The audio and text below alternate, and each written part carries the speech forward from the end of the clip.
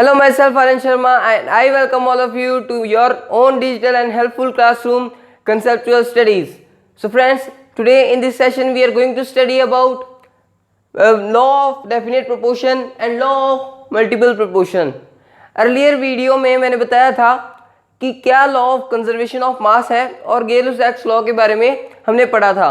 उसका लिंक आपको description box में मिल जाएगा, उसमें से आप जाके देख लीजिए, जिससे आपसे एक सीरीज से याद हो सके और आपको इजीली ये सारे कंसेप्ट्स क्लियर हो जाएं. तो इसमें हम पढ़ेंगे लॉ ऑफ डेफिनेट प्रोपोर्शन और मल्टीपल प्रोपोर्शन के बारे में. अर्लियर वीडियो में जो हमने पढ़ा था उसका मैं लिंक आपको डिस्क्रिप्शन बॉक्स में दे रहा हूँ, उसमें आप जाके देख लीजिए. तो चलिए स्टार्ट करते हैं लॉ ऑफ डेफिनेट प्रोपोर्शन. इसकी स्टेटमेंट क्या है हम पहले ये पढ़ लेते हैं.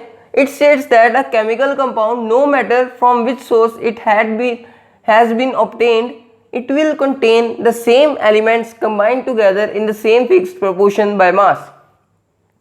इसमें कहा गया है कि कोई भी केमिकल कंपाउंड आप कहीं से भी ले लो, no matter from which source it has been obtained, पर जो उसकी मास की है प्रोपोर्शन वो हमेशा फिक्स्ड ही रहनी चाहिए. अगर वो फिक्स्ड रहेगी तो वो मतलब कि वो लॉ ऑफ कंजर्व, जो हमारा लॉ ऑफ डेफिनेट प्रोपोर्शन है, उसको वो ओबे कर रहा है. तो इसकी एक एग्जांपल ले लेते हैं. जैसे देखिए सी वाटर, एक हमने सी वाटर ले लिया, सेकेंडली हमने टैप वाटर ले लिया.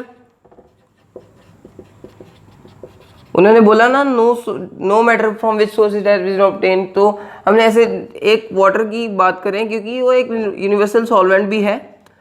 तो देखिए इसमें अभी क्या मतलब निकलता है. देखिए हमें पता है कि हाइड्रोजन का जो है मास कितना होता है 1 ग्राम, और जो ऑक्सीजन का होता है 16 ग्राम्स होता है. तो वाटर का फॉर्मूला होता है H2O. तो चलिए देखिए H2O है, तो यहाँ पर क्या इसकी आ रही है रेशो, फिक्स्ड प्रोपोर्शन क्या आ रही है इसकी 1:16, 1:16 एंड 1:16. देन 1:16 को और क्या लिख सकते हैं हम 1:8, 1:8, 1:8. तो देखिए दोस्तों 1:8, 1:8 करके ये तीनों चीज़ें हमारी जो है, ये तीनों चीज़ें एक ही चीज़ की, एक ही सोर्स मतलब डिफरेंट सोर्सेज से हमने वाटर को ऑब्टेन किया है, पर जो इनकी प्रोपोर्शन आ रही है वो फिक्स्ड में आ रही है. ये भी 1:8, 1:8, 1:8. तो इससे क्या मतलब निकल रहा है कि जो वाटर है वो भी एक केमिकल कंपाउंड है जिसको हमें ऑब्टेन किया एक डिफरेंट सोर्सेज पे.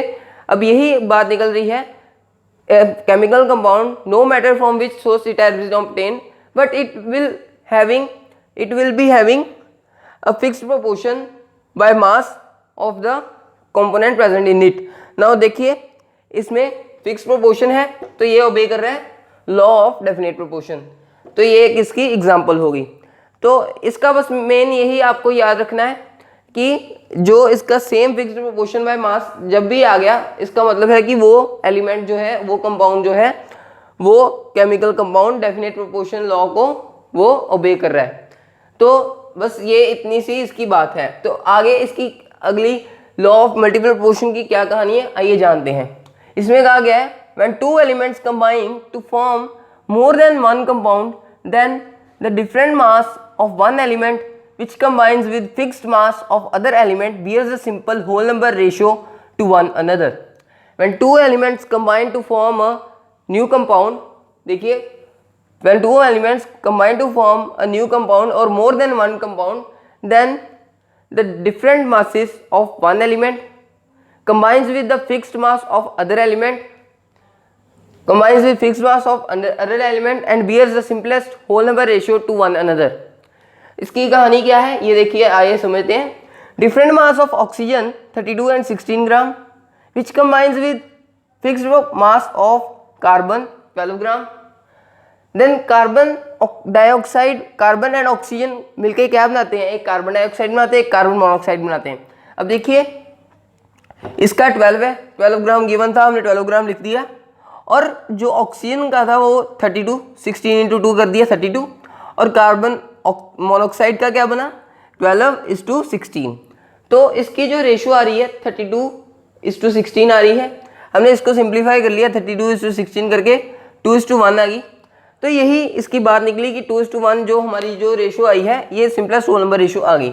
इसका ये मेन कहानी निकली कि when two elements combine together to form more than one compound then the two elements देखिए form more than one compound then the different mass of one element combines with fixed mass of other element and the simplest whole number ratio to one another bears the simplest whole number ratio to one another। देखिए अब nitrogen की हमने एक example ली, nitrogen और oxygen combine करके क्या क्या बनाते हैं।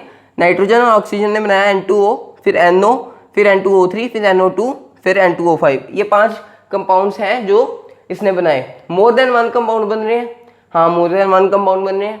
अब देखिए इसका जो मास है ये डिफरेंट रह रहा है, ये देखो ये डिफरेंट रह रहा है, ये भी डिफरेंट रह रहा है। अब इसको हम बैलेंस कैसे करेंगे, ये देखिए 28 है, हमने इसको 28 लिख दिया और ये 16 लिख दिया।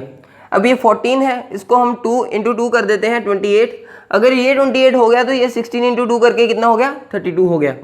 तो यहाँ पर क्या हो गया 28 का 28 ही रहेगा 28, और ये 48 का 48 ही रहा क्योंकि नो चेंज हो गया।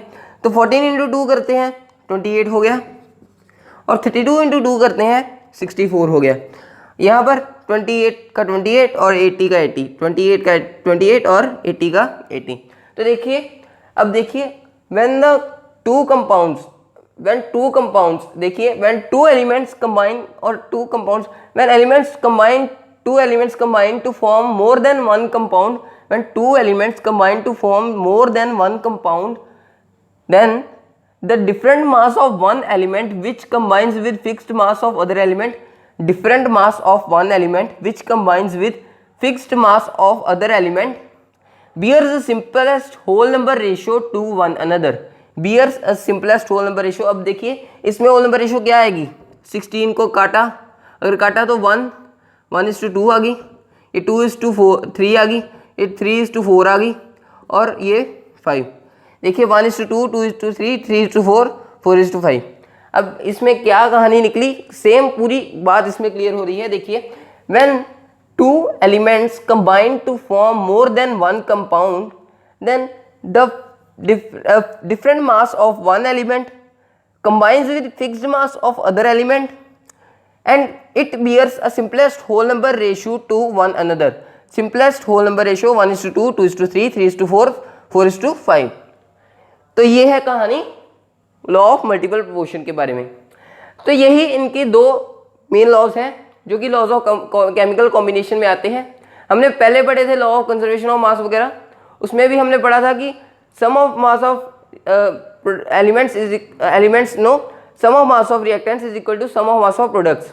और गेल-लेविस लॉ के बारे में पढ़ा था कि वो वॉल्यूम पे निर्धारित है और गेल-लेविस लॉ जो है वो गैसेस पर ही वैलिड है। अब हम अगले में पढ़ेंगे रेसिप्रोकल प्रोपोर्शन वाला लॉ और एक और एवोगाड्रोस हाइपोथेसिस। अगली वीडियो में जल्द ही अपलोड करूंगा और होप करता हूँ आपको ये कंसेप्ट क्लियर हो गया होगा।